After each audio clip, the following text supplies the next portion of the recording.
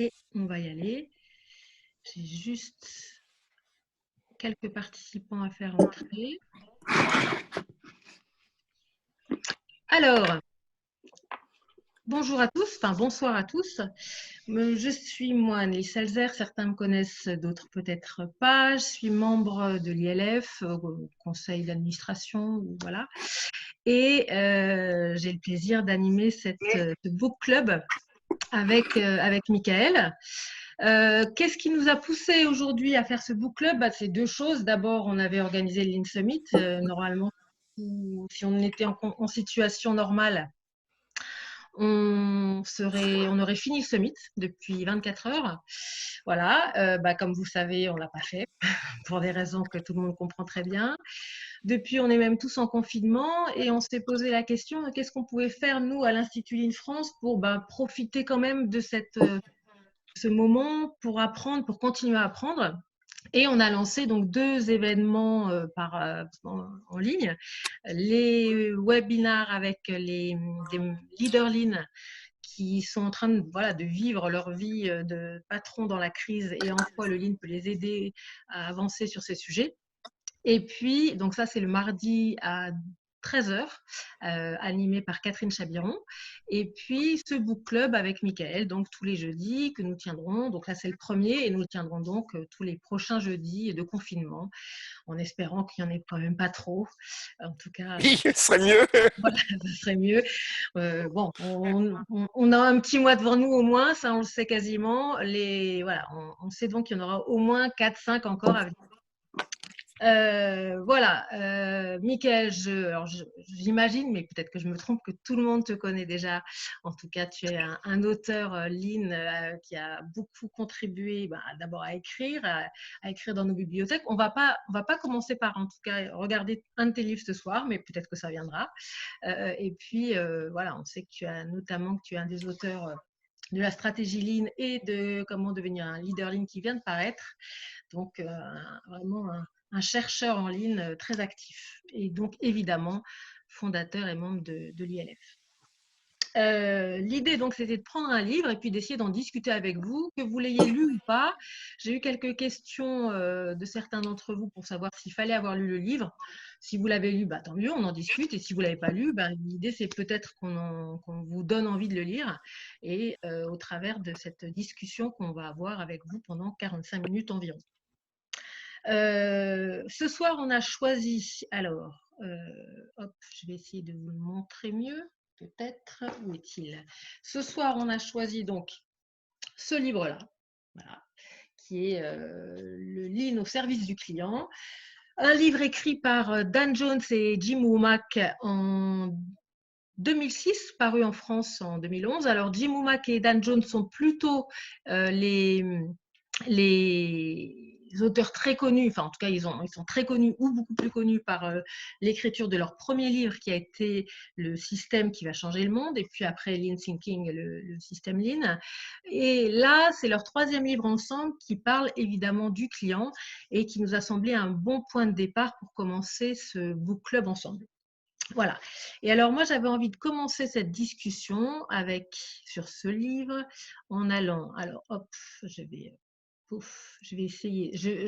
J'avoue que je débute aussi un peu en conférence Zoom, donc vous me pardonnerez si parfois ça c'est un petit peu lent. J'essaie de faire les manipulations comme il faut. Voilà. J'avais envie de commencer cette discussion. Pardon, voilà, en lisant à tout le monde et puis à Michael notamment, les premières lignes de la préface qui avait été écrite à l'époque par Michael, donc en 2011, et qui commence donc comme ça. Rappelez-vous la dernière fois que vous avez tenté d'obtenir l'aide d'un centre d'appel. Souvenez-vous de l'attente interminable, des conseils inefficaces et des remarques qui finissent par installer l'idée que c'est vous le problème. Avez-vous essayé de prendre le premier vol du lundi matin dans n'importe quel aéroport? La queue à l'enregistrement, la file interminable pour passer la sécurité, la course pour se présenter à la porte d'embarquement avant la fermeture du vol, le tout pour apprendre que le décollage est retardé?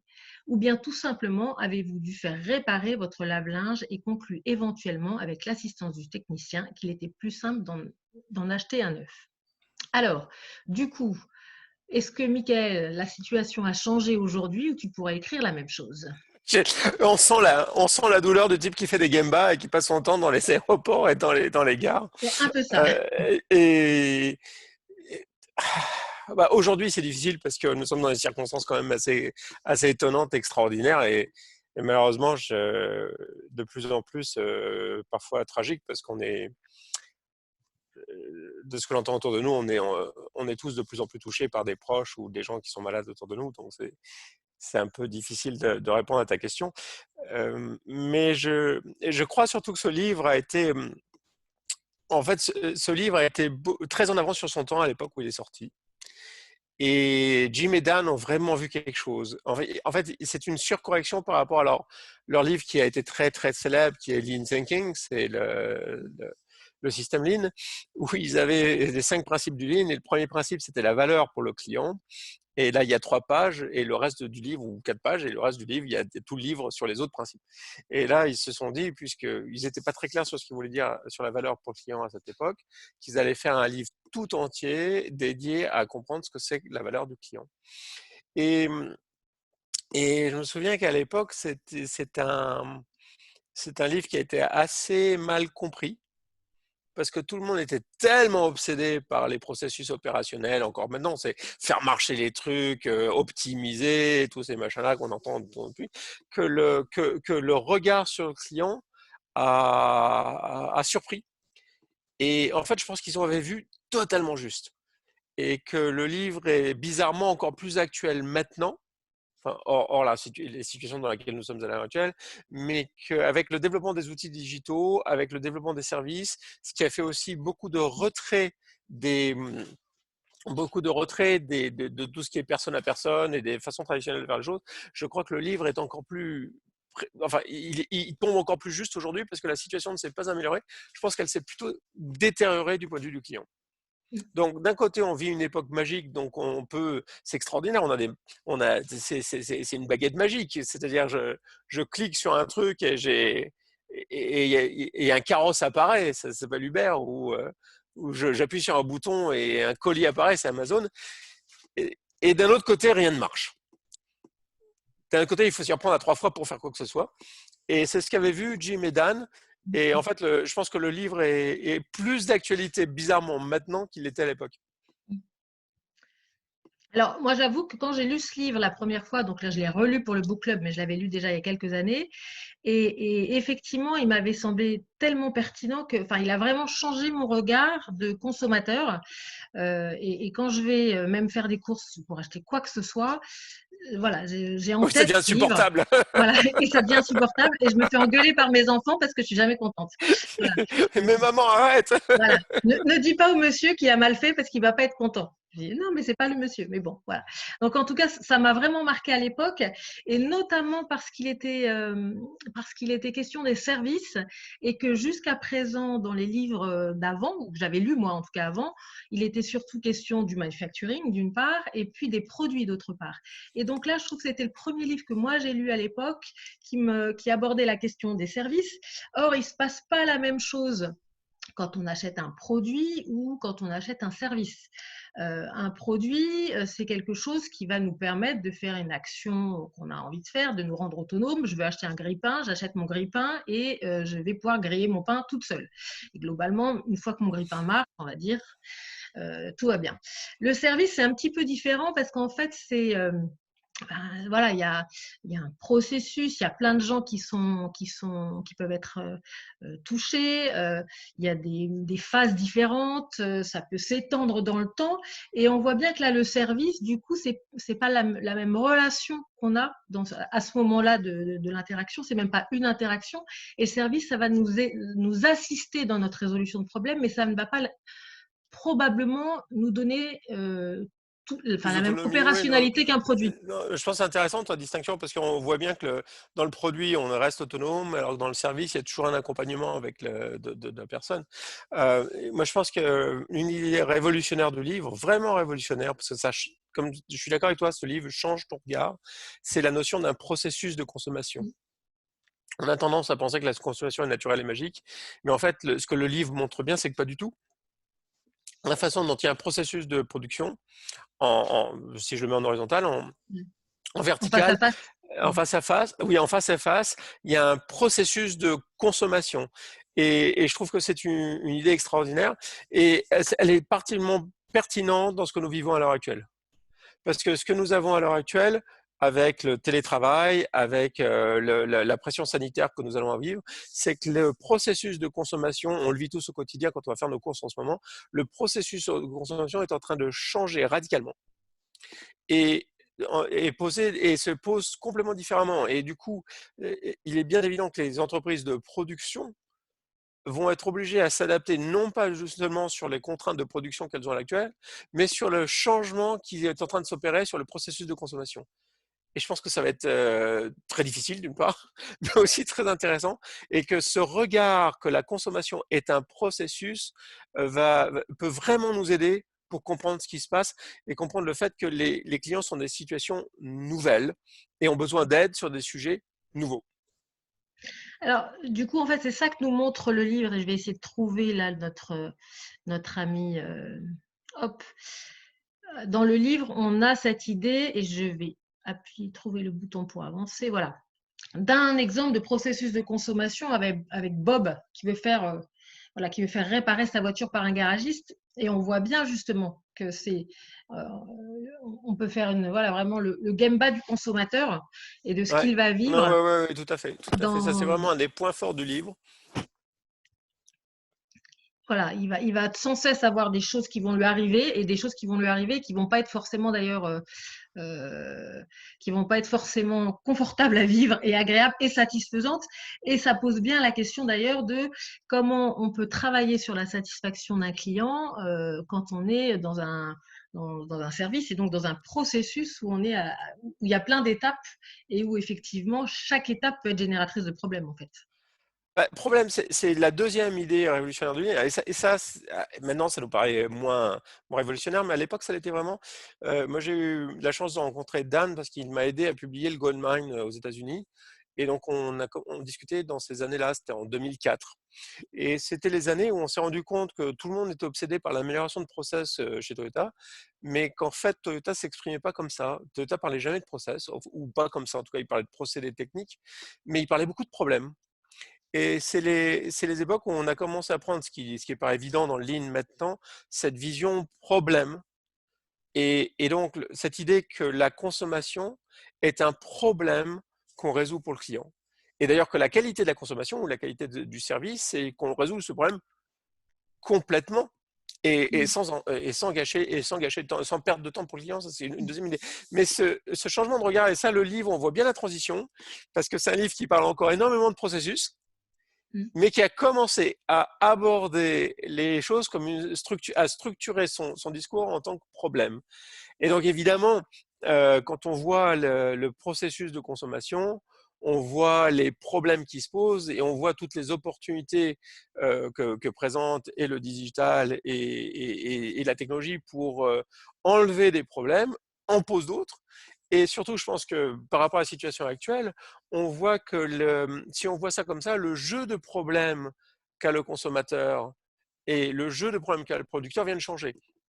Quand ma maman, que Dieu l'ait en sa sainte garde, me raconte comment elle fait ses courses, le regard qu'elle a sur la course dans la crise actuelle, sur la vieille dame qui tripote les fruits, sur la distance Mm. sanitaire, sur l'impossibilité masque, pas masque, gants, pas gants, enfin, on voit que brutalement, dans le processus de consommation, les problèmes qu'il faut résoudre pour le client, et en particulier pour garantir sa sécurité, ont changé de tout au tout très très très rapidement. Et du coup, ça nous pose des problèmes de production, c'est-à-dire comment est-ce qu'on comment est-ce qu'on garde une expérience de consommation plaisante et attractive. Et il va bien falloir qu'on résolve tous ces problèmes. Donc ça, c'est la deuxième idée fondamentale, c'est que pour la personne qui fait le service, pour le vendeur, des clients, il envoie des centaines par jour, l'interaction est toujours la même. Mais pour le client, il y a une asymétrie. Pour le client, c'est une interaction unique et ces Mm. problèmes sont uniques. Ouais. Donc, on est en cœur du lean, c'est-à-dire comment est-ce qu'on traite les clients un par un pour comprendre l'unicité des problèmes des clients et pour aider les clients à résoudre son problème unique. Et en termes de façon de voir une activité commerciale, je pense que ça, c'est la première idée, c'est la consommation comme un processus. Mais le fait que ce processus pose des problèmes uniques à chaque client est tout aussi révolutionnaire et plein d'opportunités. Ouais. Alors du coup, il y a Lucie qui nous pose une question et je pense que c'est au cœur de ce que tu viens de dire, puisque sa question c'est est-ce qu'on entend par processus de consommation parcours client ou parcours utilisateur? Et donc c'est bien voilà, comment on fait le lien entre tout ça et de quel point de vue on se situe. Bah, je pense que justement, si on regarde en tant que, c'est une très bonne question, si on le regarde en tant que problème, c'est quand est-ce que le problème du client et puis de l'utilisateur est résolu complètement. C'est-à-dire quand est-ce que je passe à autre chose. Alors la distinction que tu faisais tout à l'heure sur les produits et les services est très juste, sauf qu'il y a souvent du service avec le produit aussi, parce qu'il y a la partie où on peut être autonome, donc maintenant j'ai plus besoin d'aller au café pour prendre un café, je me sers de ma machine à capsule, je me fais un café et j'ai résolu mon problème complètement. Sauf que j'ai d'autres problèmes, comment je fais les capsules, comment je les traite après. Donc, en fait, le parcours, il faut regarder, c'est l'image que j'utilise souvent, c'est que l'avion décolle, ça c'est le parcours, mais à un moment donné, il faut faire atterrir l'avion pour en faire décoller un autre, c'était pour passer à autre chose. Donc, je sais pas où se met la barrière entre client et utilisateur, mais la question, c'est quand est-ce que le problème est résolu complètement. Et c'est ce que dit Dan Jones. J'avais noté une phrase qui dit le premier principe de la consommation ligne est de résoudre le problème du consommateur dans son ensemble. Commençons par là. Tout processus qui ne parvient pas à résoudre entièrement un problème est inacceptable. Un point, c'est tout. Lui, il va carrément Oui, oui, oui, oui, voilà. oui. C'est pour ça qu'on tout énerve dans les cafés, vous êtes cause, parce que brutalement, la plupart des processus de consommation sont inacceptables si on regarde ça comme ça. Mais c'est Voilà, effectivement un ça, c'est certain cette nombre. idée de résoudre le problème complètement pour les clients. Oui. Ouais. Il y a un autre sujet qui traverse qui traverse le livre sous plusieurs formes et à plusieurs moments, et qui rejoint cette question du problème d'ailleurs que ça peut poser au client, c'est la question du temps. Le temps du client, ce temps du client qui est notre temps à nous en tant que client de tout un tas de services, où on voit que ce temps, il peut... Alors, Dan Jones fait cette distinction entre, identifie 4 types de temps. Le temps personnel, le temps de travail rémunéré, le temps de loisir et le temps de travail non rémunéré, qui est le temps qu'on passe justement à faire des choses qui sont obligatoires pour que nos problèmes soient résolus. Et on voit bien qu'aujourd'hui, ces temps, ils peuvent peut-être vraiment être augmentés parce qu'on nous demande de plus en plus de Oui. choses à faire en tant que consommateur pour Oui, déjà tout à avoir fait. accès aux services et produits qu'on veut acheter. Tout à fait, oui, Donc, tout il y a à un fait. moment, ça commence à être C'est comme quand on cherche le numéro de téléphone sur un site grand public et tout est fait, on peut se balader dans le site pendant autant qu'on veut et tout est fait pour qu'on ne trouve jamais le numéro de téléphone où on appelle les gens voilà. parce qu'on veut Non, enfin parler à quelqu'un. Oui, voilà. Et en tout à général, fait. il n'y a pas de numéro de téléphone possible. Voilà. Donc, du coup, comment toi tu vois cette question du temps qui est intéressante parce que elle s'est même sans doute amplifiée depuis la parution du livre et c'est Je sais pas pas si la question, je sais pas si elle s'est amplifiée ou c'est le fait que le temps a disparu. Et là, d'ailleurs, un des effets très étonnants du confinement, c'est qu'on redécouvre le temps. On redécouvre le temps et on redécouvre aussi bizarrement l'efficacité de l'information quand on n'est pas en présentiel. Parce que finalement, on découvre des trucs très étonnants, que les échanges écrits sont plus efficaces que les échanges parlés. Enfin, il nous arrive plein de trucs bizarres là autour du temps en ce moment, et je trouve ça fascinant. Donc, si on reprend les idées de Dan, la première idée, c'est que la consommation est un processus. La deuxième, c'est qu'on résout les problèmes complètement. Et la troisième, c'est qu'on le fait sans perdre le temps du client. Alors là, c'est très intéressant parce qu'il y a une contradiction fondamentale entre le temps du client et le temps du producteur. Donc, clairement, si je veux maximiser le temps des gens qui sont au standard, la façon la plus simple de le faire, c'est de leur faire une file d'attente. Moi, je me souviens des musées qui évaluaient le succès d'une exposition à la file d'attente devant, à la queue devant l'entrée. C'est-à-dire que la meilleure façon d'optimiser le temps du musée, c'est d'avoir une file d'attente pour le client. Inversement, si on optimise le temps du client, c'est-à-dire que dès qu'on a besoin de quelque chose, il y a quelqu'un qui est là, qui s'occupe de vous tout de suite, ça veut dire qu'on a des gens qui sont là et dont le temps n'est pas du tout utilisé. Donc, il y a un vrai problème technique là qui est très très intéressant en service, c'est comment est-ce qu'on équilibre le temps utile pour le client et le temps utile pour les, pour les gens qui font le travail. Et je pense que c'est du vrai lean parce que c'est la seule façon de le voir, c'est un trade-off. Il y a un trade-off curve, il y a une courbe, il y a une fonction de perte là, de coût à la société. Et il n'y a pas de réponse. Et une fois de plus, il faut le regarder cas par cas, il n'y a pas de réponse absolue. Donc il faut comprendre comment, sans arrêt dans cette question du temps, comment est-ce qu'on équilibre le temps qui appartient au consommateur et le temps du producteur pour tomber dans des zones raisonnables. Parce que, en fait, pour être honnête, attendre une personne devant nous, ça nous a jamais gêné. Faire la queue sur 3 personnes, ça devient insupportable. Donc il y a une zone, il y a une tolérance. Si on regarde une courbe de Taguchi, il y a une tolérance acceptable. Et puis à un moment donné, ça se dégrade très très vite et jusqu'au moment où on tourne les talons, on s'en va et on va faire autre chose. Donc cette question du temps, effectivement, devient importante. Alors, il y a une question qui est arrivée qui était plutôt sur le sujet d'avant. Alors, je ne sais pas si je te la pose maintenant, mais je te la dis quand même. C'est Alexandre qui demandait, pouvez-vous nous redonner la définition du problème selon le Lean? Alors, c'est plutôt relatif à ta question d'avant, mais enfin, au point d'avant, mais Au point d'avant. Oui, alors, le problème, c'est un écart, un problème sur le ligne, c'est un écart par rapport à une attente, un idéal. C'est vraiment un écart par rapport à une attente. Donc, il y a quelque chose qu'on attend, et puis il y a un écart. En service, en production, c'est beaucoup plus facile à définir, puisqu'on a des standards partout, donc on sait mesurer l'écart standard. En service, ça a beaucoup moins de sens, parce que qu'est-ce qu'on attend? Et donc, je reviens sur ce côté d'être raisonnable. C'est-à-dire, si j'ai une personne devant moi à la caisse et qu'il ne se passe rien de particulier, mon attente, le temps que je perds, n'est pas un problème. Si brutalement, juste avant de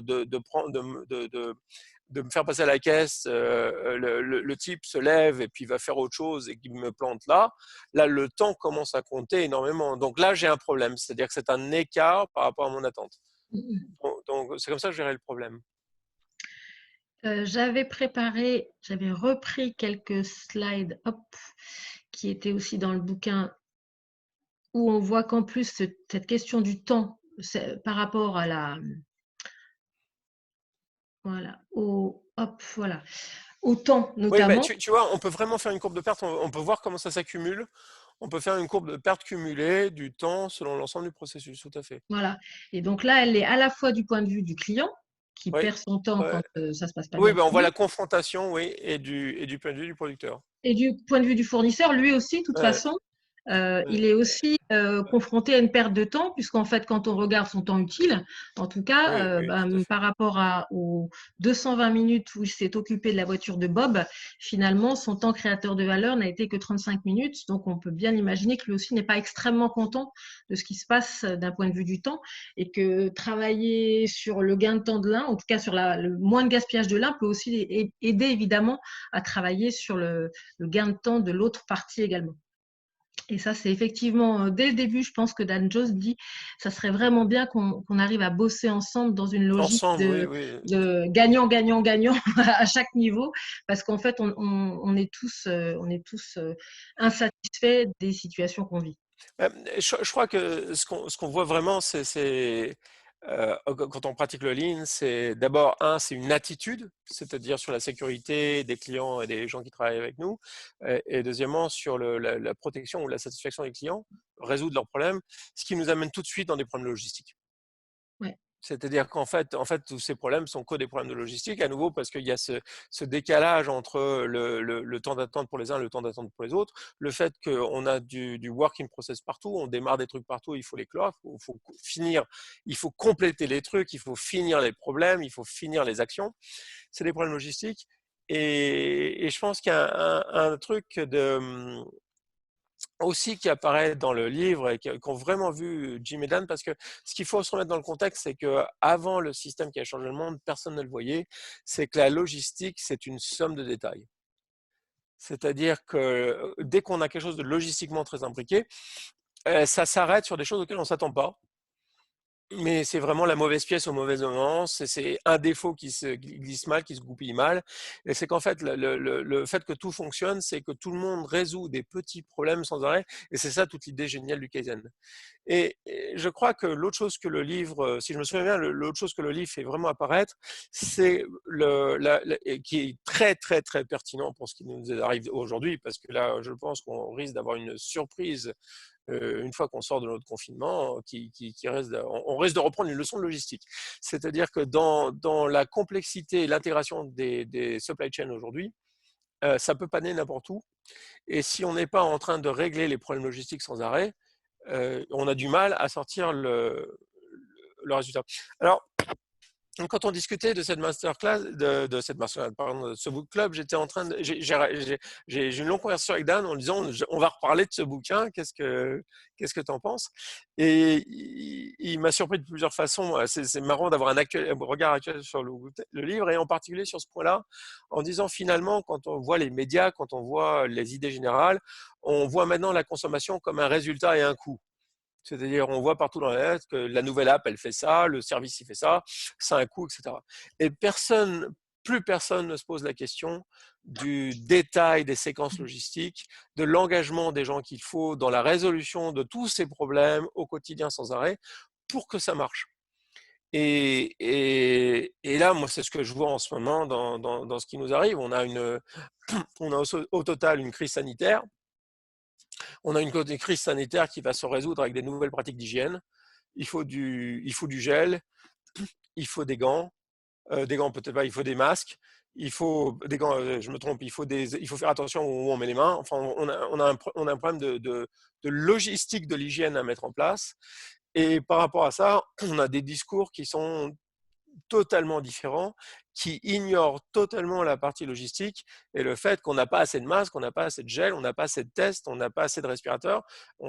Juste, on ne sait pas mettre en ligne rapidement des structures de production, en raison d'ailleurs, parce que les masques, les réactifs pour les tests, etc., sont fabriqués en Chine.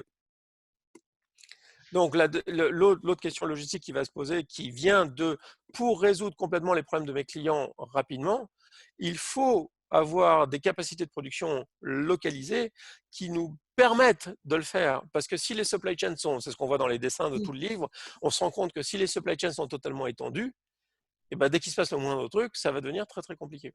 Ouais. Donc c'est vraiment l'autre idée que Dan a remis en tête, c'est ce décalage entre une société qui est devenue magique du téléphone où je touche sur une touche et quelque chose apparaît, et en fait la réalité de ces services et de ces services qui sont une réalité logistique extrêmement complexe et qui ne marche bien que si on engage tout le monde tous les jours à résoudre plein de petits problèmes différents d'un jour à l'autre. Alexandre voilà, fait écho exactement à ce que tu viens de dire en disant le défaut dans le système de logistique est très parlant pour les questions de pénurie de masques, de tests, etc. On est effectivement en plein dedans. Et dans le livre, on voit bien que déjà donc en 2006, on était dans cette question d'organisation de la logistique, de qu'est-ce qu'on peut offrir aux gens, enfin comment on peut s'organiser, réfléchir à cette logistique pour pouvoir offrir aux gens ce qu'ils veulent, où ils veulent, quand ils veulent, ce qui était vraiment le mantra, on va dire, du livre. Oui, tout à fait. Oui, Et qu'est-ce que ça veut dire en termes de distance ou proximité par rapport à ça? Et il y a une idée d'ailleurs très forte qui est de dire que finalement, probablement même le coût réel ou le point mort où finalement le coût est pas si élevé est plus près du client qu'on ne le croit. On imagine, on a une projection du fait que c'est loin et qu'on a intérêt à produire loin, et c'est pas forcément le cas. Sur les masses, c'est spectaculaire. Sur les masses, moi je vois dans les gens que je suis, où je suis en contact, les entreprises globales qui ont des antennes en Chine, qui sont en train de faire tout ce qu'elles peuvent pour s'approvisionner en Chine de masques et arriver à les ramener dans la boîte chez eux. Alors, je ne sais pas comment ils vont faire d'ailleurs, parce que logistiquement, c'est devenu très, très compliqué. Mais la vraie question, c'est comment se fait-il qu'on ne sait pas produire des masques Oui, oui, je comprends qu'il faut des salles blanches et qu'il faut des conditions un peu particulières, mais comment se fait-il qu'on ne sait pas mettre en ligne rapidement des capacités de production de masques? J'ai suivi ce qui se passait à Taïwan et ils en étaient dans le premier mois, il y avait 60 centres de production de masques qui s'étaient mis en ligne de façon même pas contrôlée, même pas dirigée par l'État. Enfin, je veux dire, ça s'était fait de façon très très organique et très très rapide. Donc on est au cœur du problème, c'est-à-dire que ces chaînes logistiques ne sont pas indépendantes de nos capacités de production et que si on veut trouver un compromis raisonnable entre le temps du client et résoudre le problème du client et le temps du producteur et résoudre le problème du producteur, oui, oui, bien sûr, il faut localiser beaucoup plus près, ça c'est sûr, c'est sûr. Il y a une image qui est assez parlante, justement, que je vais essayer de vous retrouver, que j'avais mise là, et qui parle vraiment de cette logistique. Alors, c'est plutôt ça, voilà. Vraiment la logistique par tournée de camions de livraison avec des petites boucles. Oui, tout à fait. Oui, oui, oui. C'est l'idée fondamentale de Toyota et du Lean, c'est que l'avantage d'accélérer les rotations et les boucles, est double. D'abord, on est toujours en train de s'approvisionner un peu de tout. Là, j'ai le supermarché à côté de chez moi, c'est marrant de voir les rayons de papier toilette complètement vides. Il se passe quelque chose. Et deuxièmement, le fait d'avoir ces 15 camions par jour nous permettent, en fait, ces 15 opportunités de résoudre un problème. C'est dès qu'il y a un petit décalage sur la logistique, bah, tout de suite on est dessus et tout de suite on résout les problèmes. Et c'est comme ça qu'on acquiert cette compétence logistique. Absolument. Du coup, on est vraiment en écho, encore une fois, 2006, 10 ans avant, on était déjà en questionnement sur ces questions et sur cette, voilà, sur comment on organise notre logistique et comment on peut faire ça. Alors, je vois passer quelques questions. Alors, nous avons eu même une proposition d'un lien, mais j'arrive pas à le reprendre, je vais y arriver. Voilà, mais qui est sur donc les files d'attente, c'est ça. Une autre référence terrible sur la question de l'attente et de la gestion des flux, Waiting lines are a threat to all of us, qui vient, alors je vais peut-être pas l'ouvrir maintenant, mais je vous le partagerai si On vous le voulez. regardera, oui, oui, tout à fait. Voilà. Et puis, une autre question d'Alexandre. Déjà en 2006, mais 14 ans après, pas d'apprentissage collectif au niveau des gouvernements. Comment se fait-il qu'il n'y ait pas eu d'apprentissage? Maintien du statu quo? Point d'interrogation. Alexandre, je crois vraiment on a perdu de vue justement cette question logistique, ce savoir-faire. Je crois que c'est pas qu'il n'y a pas d'apprentissage, c'est que de plus en plus, avec la financiarisation du monde, on a des gestionnaires et des administrateurs qui administrent. Et moi, j'ai une position un peu extrême, mais je pense qu'ils font beaucoup décrémer la valeur des chaînes en pensant que l'intendance derrière tourne. Et je crois que ce que Toyota nous apprend tous les jours, c'est que l'intendance ne tourne pas, l'intendance produit de la valeur. C'est en tournant, c'est les rotations qui produisent la valeur. Mais pour ça, il faut s'en occuper. Et s'occuper de ça, ça veut dire s'occuper des gens. C'est ce qui est, on redécouvre à l'heure actuelle que oui, il y a des gens qui mettent des choses dans les cartons, qui conduisent des camions, qui sont à la caisse et que oui, ils sont exposés, ils sont mal payés, ils sont dans des situations difficiles. Et ah tiens, ils sont là. Mais ils ont toujours été là. Le système ne tourne pas, le système ne tourne pas. Et vraiment un des trucs que je trouve fascinant dans Lean et qui m'a toujours fasciné, c'est ce souci des gens qui font le travail de production et ce travail de logistique et dont on a absolument besoin. Et oui, oui, oui, oui, politiquement qu'il faut absolument reconsidérer. Oui, ça c'est très clair. Et je pense que vous serez d'accord avec moi, les profs aussi, parce que faire du homeschooling, brutalement, on se dit, mon Dieu, il faudrait payer nos instits 10 fois plus qu'ils reçoivent, parce que ça, pour le coup, c'est vraiment un travail exceptionnel. Ça, c'est une des blagues qu'on voit passer effectivement assez en boucle sur les réseaux sociaux. Ah oui, c'est C'est vrai, un peu les profs qui veulent rendre les enfants aux instituts. Les parents qui veulent rendre les enfants aux je suis instituts. pas le seul à penser à ça. C'est mon Dieu, quel métier extraordinaire ils font. Euh, alors, j'ai des questions là qui commencent à arriver. N'hésitez pas à en poser et puis on verra après. Alors, une question d'Emeric qui dit, on parle de l'État. Au sein de l'Institut Lean France, accompagnez-vous des politiques, entre guillemets, pour les aider à voir les citoyens comme des clients? Non, alors, l'Institut Ligne France n'accompagne personne, à vrai dire.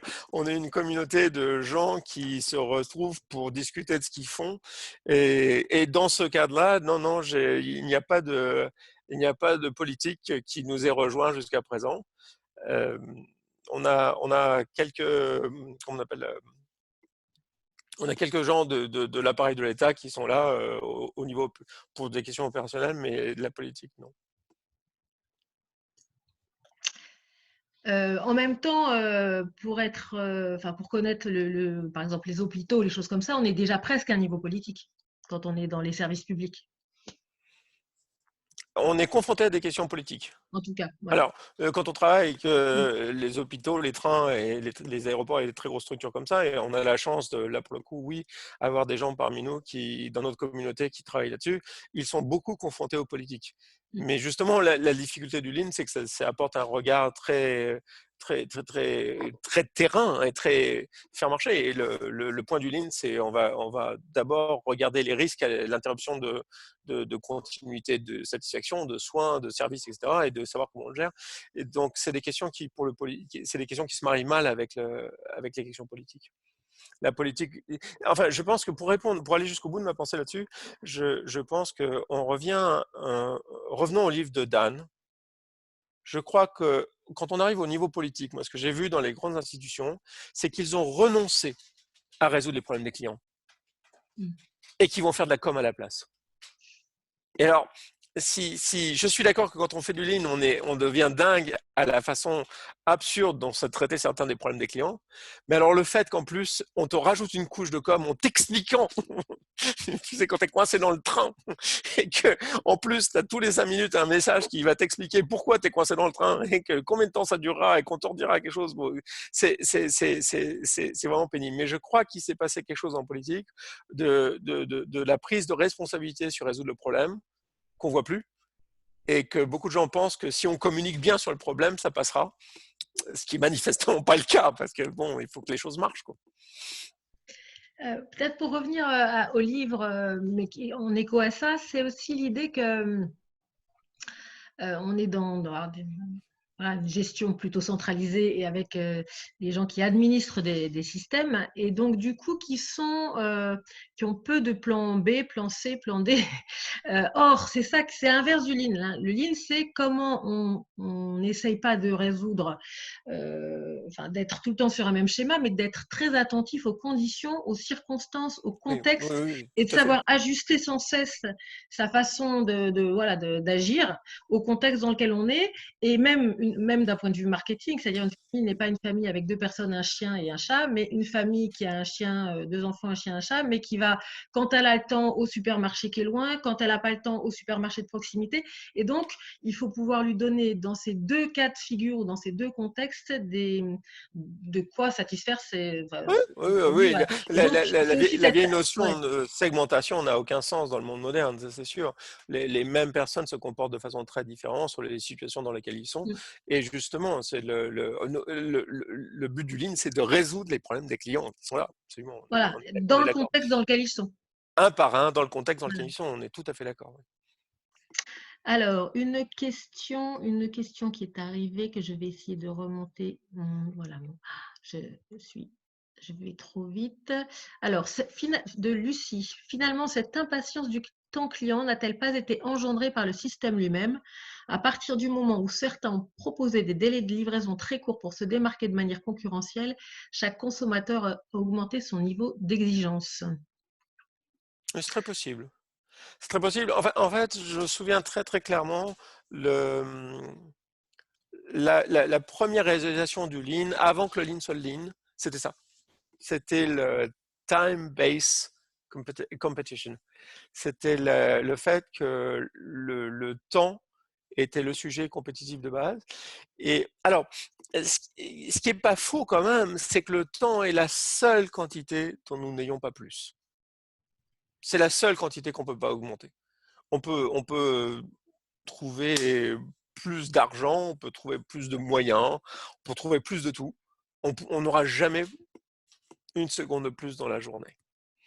Donc le fait c'est une des idées très très fondamentales du Lean, c'est de ne pas perdre le temps des gens, surtout des gens qui travaillent, parce que la vie de chacun coule de seconde en seconde de la même façon, et donc chaque seconde est précieuse.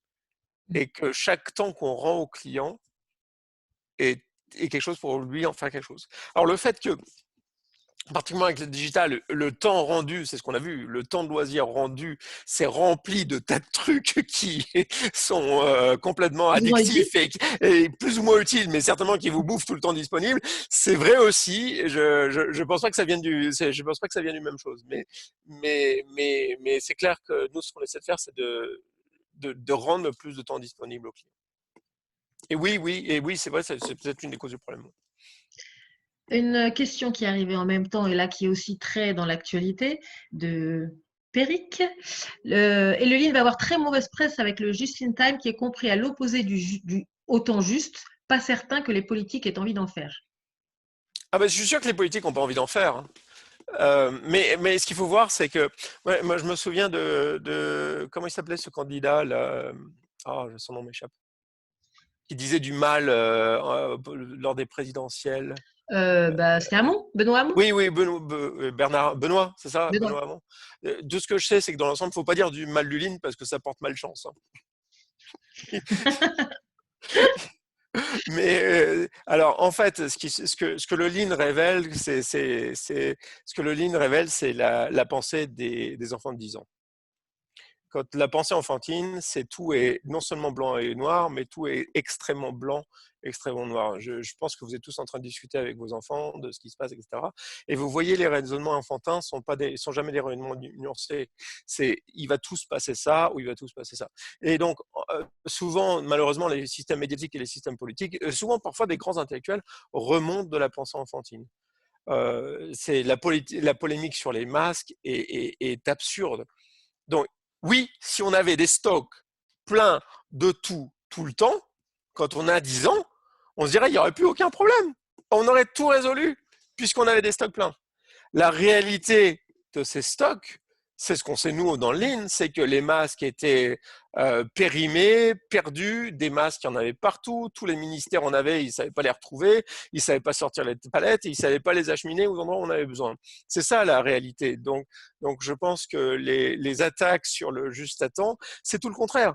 Le fait d'avoir des camions par jour et de la flexibilité de production, c'est exactement ce qui vous garantit que vous avez les choses quand vous avez besoin là, puisque les problèmes sont vus au quotidien plusieurs fois par jour et que les gens apprennent à résoudre des problèmes et être flexibles. Alors, dernière question, si j'arrive à la trouver.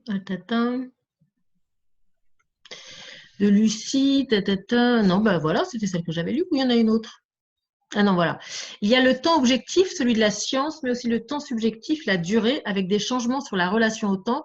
Je n'ai pas forcément envie que cela aille toujours plus vite, mais de vivre une expérience qui, quand elle est de qualité, je ne compte plus mon temps. Et donc après, hop, j'arrive pas à voir s'il y a quelque chose derrière. Alexandre, excuse-moi. Alexandre, tu parles du Ouais, flow là. Alors, on est un peu loin du lean, mais effectivement, je pense que ouais, l'expérience du flow. il y a, en termes de consommation, et je pense pas que ce soit dans le livre, ça pour le coup, mais en Non. termes de consommation, il y a deux expériences différentes. C'est tout ce qui est commodité, c'est-à-dire que j'achète un produit ou un service pour résoudre un problème, et il y a tout ce qui est expérience. Donc effectivement, une des raisons pour lesquelles nos vies sont très pleines, et brutalement nos vies sont là très vides, c'est parce que tout le temps disponible, les revenus disponibles qu'on a, on l'a beaucoup dépensé en expérience, les vacances, tout ça. Et avec le fait que les producteurs qui nous aident à le faire essaient de transformer des expériences en commodités. Donc effectivement, ce temps d'apprécier, ce temps de temps à la campagne, ce temps long qu'on avait, ce temps long qu'ont les enfants, je crois qu'on le perd. Et on le perd pourquoi? Parce que les gens qui nous offrent des expériences parfois extraordinaires, comme des safaris en Afrique ou des vacances dans des endroits décents, enfin ne serait-ce que le cinéma, transforment une expérience en une commodité, c'est-à-dire quelque chose qui est transactionnel, qui s'achète. et du coup le standardisent et du coup perdent cette qualité de temps. Donc je pense qu'effectivement dans notre recherche sur la consommation, euh, la consommation est un regard très très étroit sur l'être humain et sur ce qui nous satisfait fondamentalement. Je crois que enfin, c'est bizarre comme conclusion et c'est vraiment pas du tout lié, mais effectivement, je pense que notre société est devenue folle de consommation à l'exclusion de toute autre chose et en particulier avec nous rendant de plus en plus difficile, et ça, je reviens sur la question précédente, cet accès à ces moments d'expérience intense où on se sent dans le flow, là, en termes psychologiques, c'est-à-dire pleinement là et sachant pleinement à peu près ce qui se passe. Donc oui, je pense qu'il se passe quelque chose. Inversement, je pense que nous sommes sur le point de découvrir ce qui se passe quand on méprise la consommation et quand les chaînes logistiques dont on parlait se mettent à l'arrêt, et on va se rendre compte on va être très très démunis dans notre capacité à gérer ce temps qui va se réouvrir en face de nous et de gérer la frustration de ne pas obtenir exactement la marque du produit auquel on est habitué et de trouver d'apprendre à être flexible et se substituer pour résoudre les problèmes différemment. Donc, je crois que les deux sont vrais, on va dire. Mais c'est vrai que le livre garde vraiment la consommation au sens étroit d'un processus pour résoudre des problèmes concrets et ne regarde pas cette haute expérience, c'est-à-dire la consommation d'expérience qui, jusqu'à encore quelques mois, était centrale dans notre société.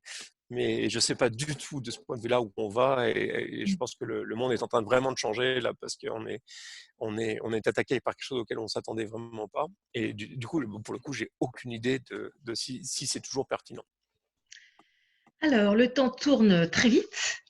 On savait que 45 minutes serait un peu tendu, mais en même temps, voilà, c'est le soir et il y a peut-être d'autres choses à faire dans ce temps de soirée.